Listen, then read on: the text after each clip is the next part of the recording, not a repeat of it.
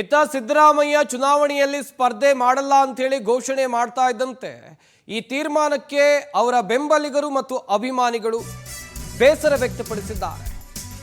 ಚುನಾವಣೆಗೆ ಸ್ಪರ್ಧಿಸಲ್ಲ ಅಂತ ಸಿದ್ದು ಘೋಷಣೆ ವಿಚಾರಕ್ಕೆ ಸಂಬಂಧಪಟ್ಟಂತೆ ಈ ತೀರ್ಮಾನ ಬೇಡ ಅಂತ ನಾವು ಒತ್ತಾಯ ಮಾಡ್ತೇವೆ. ಬೆಂಗಳೂರಿನಲ್ಲಿ ಮಾಜಿ ಸಚಿವ ಮಧು ಬಂಗಾರಪ್ಪ ಈ ಹೇಳಿಕೆಯನ್ನು ಕೊಟ್ಟಿದ್ದಾರೆ. ಮಾಜಿ ಮುಖ್ಯಮಂತ್ರಿ ಸಿದ್ದರಾಮಯ್ಯ ಯಾವಾಗಲೂ ಇರಬೇಕು, ಅವರ ಮಾರ್ಗದರ್ಶನ ಯಾವಾಗಲೂ ನಮಗೆ ಮುಖ್ಯ. ಚುನಾವಣೆಗೆ ನಿಲ್ಲಲ್ಲ ಅಂತ ತೀರ್ಮಾನ ಕೈಗೊಳ್ಳೋದು ಬೇಡವೇ ಬೇಡ, ಅಭಿಮಾನಿಗಳಾಗಿ ನಾವು ಬೇಡ ಅಂತೇವೆ ಅಂತ ಒಂದು ಕಡೆಯಲ್ಲಿ ಮಧು ಬಂಗಾರಪ್ಪನವರು ಹೇಳಿಕೆಯನ್ನು ಕೊಟ್ಟಿದ್ದಾರೆ. ಸಿದ್ದರಾಮಯ್ಯ ಬೆಂಬಲಿಗರು ಮತ್ತು ಅಭಿಮಾನಿಗಳಿಗೆ ಇದು ಬಿಗ್ ಶಾಕ್. ಮಧು ಬಂಗಾರಪ್ಪ ಕೂಡ ಇದೇ ರೀತಿಯಾಗಿ ಹೇಳಿದ್ದಾರೆ. ಸಿದ್ದರಾಮಯ್ಯ ಯಾವುದೇ ಕಾರಣಕ್ಕೂ ಕೂಡ ಈ ನಿರ್ಧಾರವನ್ನು ತೆಗೆದುಕೊಳ್ಬಾರ್ದು ಅಂತೇಳಿ ಒತ್ತಾಯವನ್ನ ಮಾಡಿದ್ದಾರೆ.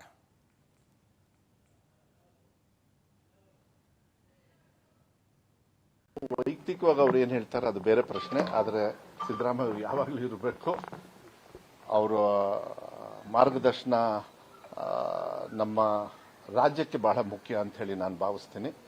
ಯಾಕೆಂದರೆ ಗ್ಯಾರಂಟಿಗಳನ್ನು ಅನೌನ್ಸ್ ಮಾಡಿ ಅದನ್ನು ಕೊಡ್ತಕ್ಕಂಥ ಪ್ರಾಮಾಣಿಕವಾಗಿ ಕೆಲಸವನ್ನು ಮಾಡಿದ್ರಲ್ಲ, ಅವ್ರ ಅಡಿಯಲ್ಲಿ ಏನು ನುಡಿದಂತೆ ನಡೆದಿದ್ದಾರೆ ಅಂತ ಹೇಳಿ ಹೇಳ್ತಾರಲ್ಲ, ಅದಕ್ಕೆ ಬೇಕಾಗ್ತದೆ.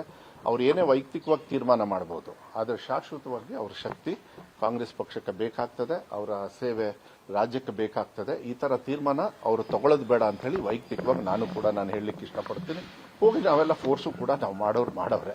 ಅವ್ರು ಹೇಳ್ತಾರೆ ಕೆಲವು ಸತಿ ಏನು ಮಾಡೋಕ್ಕಾಗಲ್ಲ, ಆದರೆ ಅವರೊಬ್ಬರೇ ತೀರ್ಮಾನ ತಗೊಳಕ್ಕಾಗಲ್ಲ. ಅವರ ಅಭಿಮಾನಿಗಳಿಗೆ ಆ ಶಕ್ತಿಯನ್ನು ಕೊಡಬೇಕು. ಯಾಕೆಂದ್ರೆ ಒಬ್ಬ ಲೀಡರ್ನ ಬೆಳೆಸೋದು ಅವರ ಈ ಬಗ್ಗೆ ಇನ್ನಷ್ಟು ಮಾಹಿತಿಯನ್ನು ಕೊಡ್ತಾರೆ ನಮ್ಮ ಪ್ರತಿನಿಧಿ ಆನಂದ್. ನೇರ ಸಂಪರ್ಕದಲ್ಲಿ ಜಾಯ್ನ್ ಆಗ್ತಾ ಇದ್ದಾರೆ. ಆನಂದ್, ಸಿದ್ದರಾಮಯ್ಯ ಅವರ ನಿರ್ಧಾರವನ್ನ ಗಮನಿಸ್ತಾ ಇದ್ವಿ. ಒಂದ್ ವೇಳೆ 2028ರ ವಿಧಾನಸಭೆ ಚುನಾವಣೆಯಲ್ಲಿ ಸಿದ್ದರಾಮಯ್ಯನವರು ಸ್ಪರ್ಧೆ ಮಾಡಿಲ್ಲ ಅಂತ ಹೇಳಿದ್ರೆ ರಾಜ್ಯ ಕಾಂಗ್ರೆಸ್ ಮೇಲೆ ಇದು ಯಾವ ರೀತಿಯಾದಂಥ ಪರಿಣಾಮವನ್ನು ಬೀರುತ್ತೆ? ಇನ್ನೊಂದು ಕಡೆಯಲ್ಲಿ ಅವರನ್ನ ನೆಚ್ಚಿಕೊಂಡಿರುವಂಥ ಬೆಂಬಲಿಗರು ಅಭಿಮಾನಿಗಳ ಕತೆ ಏನು ಅಂತ? ಖಂಡಿತವಾಗ್ಲೂ ಸಂಪತ್, ಸಿದ್ದರಾಮಯ್ಯನವರ ಈ ಹೇಳಿಕೆಯಿಂದ ರಾಜ್ಯ ಕಾಂಗ್ರೆಸ್ನಲ್ಲೂ ಕೂಡ ಬಹಳಷ್ಟು ಒಂದು ಕುತೂಹಲಕ್ಕೆ ಕಾರಣವಾಗಿರ್ತಕ್ಕಂಥದ್ದು. ನಿನ್ನೆ ಕೇರ್ಪೇಟೆಯ ಸಮಾರಂಭವೊಂದರಲ್ಲಿ ಮಾತನಾಡಬೇಕಾದ್ರೆ ಮುಂದೆ 2028ರ ಚುನಾವಣೆಗೆ ತಾವು ನಿಲ್ಲೋದಿಲ್ಲ ಅನ್ನೋ ಒಂದು ಮಾತನ್ನ ಮಾಜಿ ಸಿಎಂ ಸಿದ್ದರಾಮಯ್ಯನವರು ಹೇಳಿರ್ತಕ್ಕಂಥದ್ದು. ಈ ಮೂಲಕ ರಾಜಕೀಯ ನಿವೃತ್ತಿಯನ್ನೇ ಘೋಷಣೆ ಮಾಡದಂತೆ ಕಾಣ್ತಿದೆ. ಪ್ರಮುಖವಾಗಿ ಅವರಿಗೆ ವಯಸ್ಸು ಮತ್ತೆ ಆರೋಗ್ಯದ ಕಾರಣವನ್ನು ಕೂಡ ಅವರು ಕೊಟ್ಟಿರ್ತಕ್ಕಂಥದ್ದು. ಮುಂಬರ್ತಕ್ಕಂಥ ಚುನಾವಣೆ 2028ರ ಹೊತ್ತಿಗೆ ಸಿದ್ದರಾಮಯ್ಯನವರಿಗೆ 82 ವರ್ಷ ಆಗುತ್ತೆ. ಆ ಸಂದರ್ಭದಲ್ಲಿ ಅವರು ರಾಜ್ಯಾದ್ಯಂತ ಹೋರಾಡೋದಕ್ಕೂ ಸಾಧ್ಯವಾಗಿದ್ದಲ್ಲ. ಜೊತೆಗೆ ಮುಂದೆ ಟಿಕೆಟ್ ಏನಾದರೂ ಪಡೆದುಕೊಂಡ್ರೆ ವರ್ಣಾ ಕ್ಷೇತ್ರದಲ್ಲಿ ಸ್ಪರ್ಧೆ ಮಾಡಿ ಅಲ್ಲಿ ಸಮಾವೇಶಗಳನ್ನು ಕೂಡ ಮಾಡೋದಕ್ಕೆ ಸಾಧ್ಯವಾಗೋದಿಲ್ಲ. ಹೆಲ್ತ್ನ ಸಮಸ್ಯೆಯನ್ನ ಅವರು ಹೇಳ್ಕೊಳ್ತಾ ಇರ್ತಕ್ಕಂಥದ್ದು. ಆದ್ರೆ ಇಲ್ಲಿ ಸಿದ್ದರಾಮಯ್ಯನವರ ಅನಿವಾರ್ಯತೆ ಕಾಂಗ್ರೆಸ್ ಪಕ್ಷಕ್ಕೆ ಇರ್ತಕ್ಕಂಥದ್ದು. ಮುಂಬರ್ತಕ್ಕಂಥ 2028ರ ವಿಧಾನಸಭೆ ಚುನಾವಣೆ ಆಗಿರ್ಬೋದು ಅಥವಾ 2029ರ ಲೋಕಸಭಾ ಚುನಾವಣೆ ಆಗಿರ್ಬೋದು, ಈ ಚುನಾವಣೆಯಲ್ಲಿ ಸಿದ್ದರಾಮಯ್ಯನವರ ವರ್ಚಸ್ಸು ಮತ್ತೆ ಅವರ ಪ್ರಭಾವ ಎರಡೂ ಕೂಡ ಬೇಕಾಗಿರುತ್ತೆ. ಆ ಒಂದು ಹಿನ್ನೆಲೆಯಲ್ಲಿ ಹೈಕಮಾಂಡ್ ನಾಯಕರು ಈ ಒಂದು ತೀರ್ಮಾನವನ್ನ ಯಾವ ರೀತಿ ನೋಡ್ತಾರೆ ಅನ್ನೋ ಒಂದು ಕುತೂಹಲನೂ ಕೂಡ ಇರ್ತಕ್ಕಂಥದ್ದು.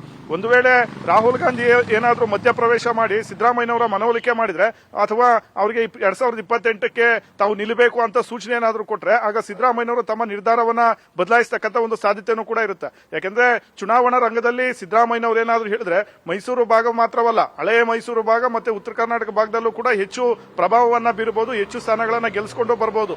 ಈಗಿರ್ತಕ್ಕಂಥ ಪ್ರಮುಖ ನಾಯಕರಲ್ಲಿ ಅದರಲ್ಲೂ ಕಾಂಗ್ರೆಸ್ನಲ್ಲಿ ಉತ್ತರ ಕರ್ನಾಟಕ ಭಾಗದಲ್ಲೂ ಕೂಡ ಭಾರಿ ಒಂದು ವರ್ಚಸ್ಸನ್ನ ಹಾಗೆ ಜನಬೆಂಬಲವನ್ನ ಪಡೆದುಕೊಂಡಿರ್ತಕ್ಕಂಥ ನಾಯಕ ಯಾರು ಇದ್ರೆ ಅದು ಸಿದ್ದರಾಮಯ್ಯನವರು ಮಾತ್ರ. ಹಾಗಾಗಿ ಅವರ ಒಂದು ಅನಿವಾರ್ಯತೆ ಈಗ ಪಕ್ಷಕ್ಕೆ ಇದೆ. ಹೀಗಾಗಿಯೇ ಮಧು ಬಂಗಾರಪ್ಪ, ಅಶೋಕ್ ಪಟ್ಟಣ್ ಸೇರಿದಂತೆ ಬಹಳಷ್ಟು ನಾಯಕರು ಸಿದ್ದರಾಮಯ್ಯನವರ ಅನಿವಾರ್ಯತೆ ಇದೆ ಅನ್ನೋ ಮಾತನ್ನು ಹೇಳ್ತಾ ಇದ್ದಾರೆ.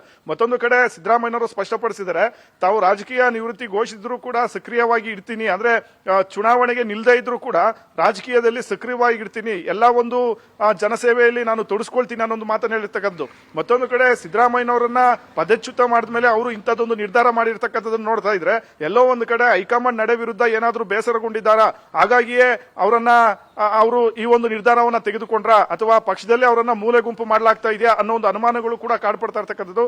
ಸದ್ಯ ಈಗ ಸಿದ್ದರಾಮಯ್ಯನವರು ಈ ನಿರ್ಧಾರದಿಂದ ರಾಜ್ಯ ಕಾಂಗ್ರೆಸ್ನಲ್ಲೂ ಕೂಡ ಒಂದು ರೀತಿ ಸಂಚಲನ ಉಂಟಾಗ್ತಾ ಇದೆ. ಮುಂದೆ ಅವರ ಮನವೊಲಿಕೆ ಆಗ್ತಕ್ಕಂಥ ಸಾಧ್ಯತೆಗಳು ಕೂಡ ಇರುತ್ತೆ. ಸಂಪತ್, ಥ್ಯಾಂಕ್ ಯು ಆನಂದ್ ತಮ್ಮೆಲ್ಲ ಡೀಟೇಲ್ಸ್ಗಾಗಿ.